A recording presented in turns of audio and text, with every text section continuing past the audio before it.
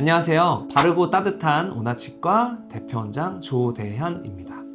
수많은 치과 진단, 왜 이렇게 다를까요? 여러분들 많이 답답하셨죠? 저는 15년간 이제 환자분들을 봐오면서 잘못된 진단으로 인해서 정말 안타까운 상황들을 너무 많이 마주했습니다. 치료 과정도 중요하지만 결국 가장 중요한 건 저는 진단이라고 생각을 합니다.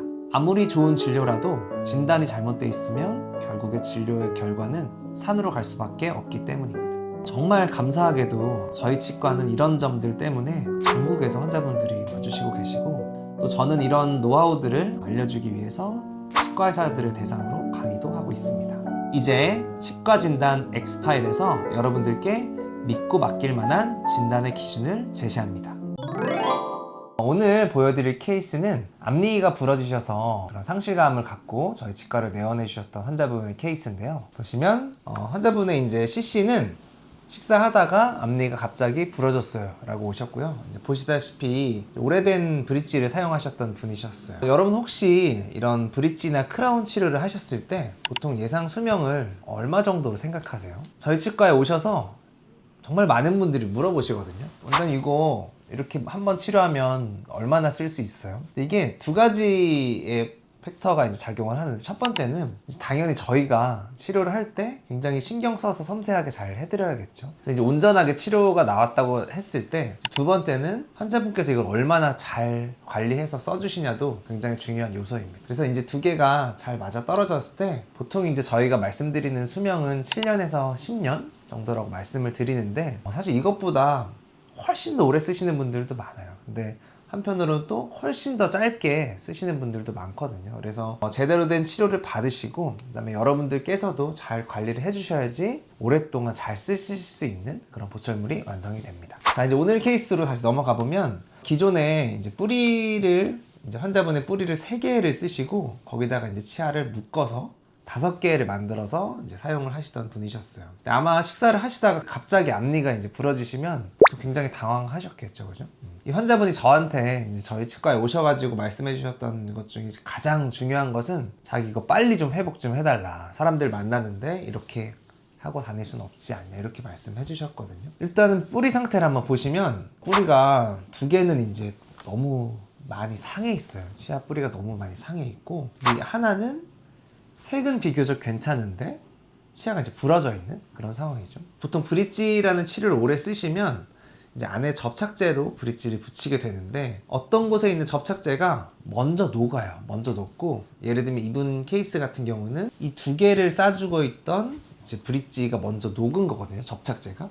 그럼 이제 그곳은 뭔가 이제 계속 안 좋은 것들도 들어가고 타액도 들어가고 세균도 들어가고 하겠죠. 원래는 접착제가 녹으면 브릿지가 빠져야 되는데, 얘는 안타깝게 요 치아에는 브릿지가 계속 붙어 있었던 거예요. 그래서 이쪽은 접착제가 녹아서 이미 치아와 떠 있지만 마치 괜찮은 척 하고 있는 거죠.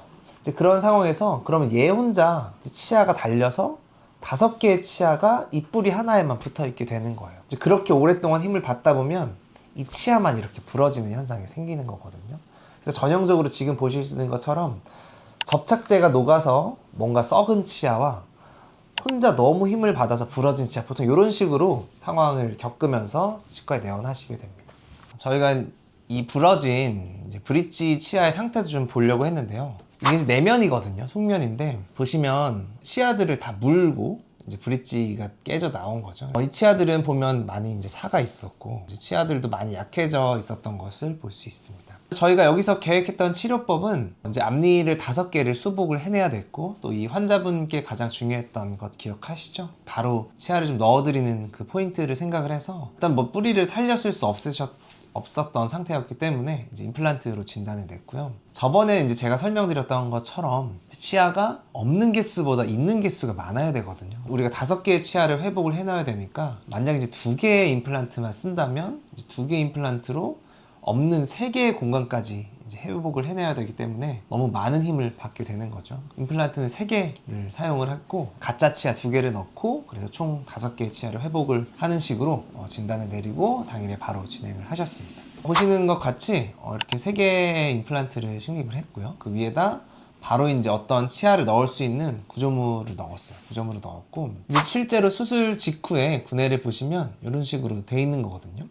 이 하얀색은 저희가 이제 스캔을 할 수 있는 스캔 캡이라는 건데 이를 통해서 스캔을 해서 바로 이제 기공실에서 디자인을 하게 되는 거죠. 이게 이제 다음날 바로 저희가 임시치아를 껴드렸던 거고요. 임시치아를 넣으실 때 여러 가지 방식들이 많이 있는데 이제 제가 선호하는 방식은 스크류 타입으로 그냥 조이기만 하는 거예요. 그래서 요거 같은 경우가 이제 스크류 홀인데 이 방법을 제가 좋아하는 이유는 이제 중간에 접착제가 전혀 들어가지 않기 때문에 갓 수술한 잇몸에 염증 자극을 안 줄 수 있고, 두 번째로는 이게 디자인된 보철물이 나와서 끼는 거라서 뭐 세팅을 하는 시간이 뭐 한 10초, 20초 밖에 걸리지 않습니다. 그리고 추가적으로 너무 예쁜 자연스러운 보철물이 나오는 거죠. 이렇게 껴드리고 이 홀만 메우면 이제 환자분이 이거를 임플란트와 뼈와 붙는 이 3개월의 기간 동안 이제 사용을 하시는 거죠. 이게 완성된 최종 보철물이었어요. 3개월간 이제 임시 보철물을 조심히 써주시다가 이제 3개월 뒤에 저희가 본을 떠서 다시 스캔을 해서 이제 그 자연스러운 외형에 맞는 최종 보철물을 만들어 드리게 되는 겁니다.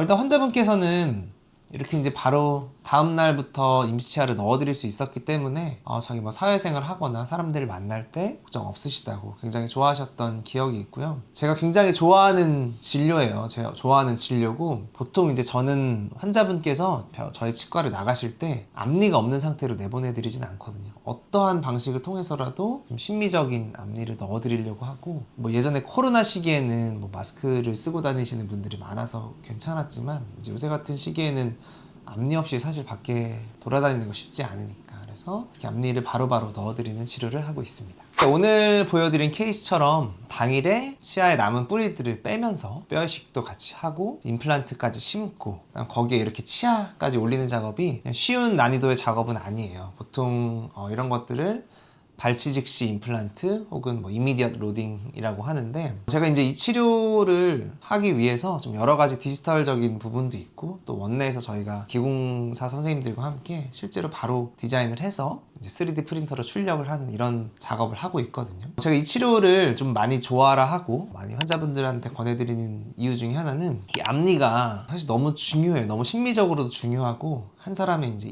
인상을 결정하는 것이기 때문에 이 누구에게는 그냥 뭐 간단하게 하나뿐인 뭐 그런 앞니일 수 있지만, 저한테는 이 환자분들의 어떻게 보면 삶과도 관련된 진료라고 생각을 하거든요. 그래서 그분들의 자신감 그리고 일상생활을 회복을 시켜드리는 것이 어떻게 보면 저의 사명감 중에 하나라고 생각을 합니다. 그래서 이분들께 이제 조화로운 앞니를 넣어서 뭐 사람들 만날 때도 자신감 있게, 또 그리고 활짝 웃으실 수 있는 그런 앞니를 넣어드리는 게 저한테는 좀 큰 기쁨이긴 한 것 같아요.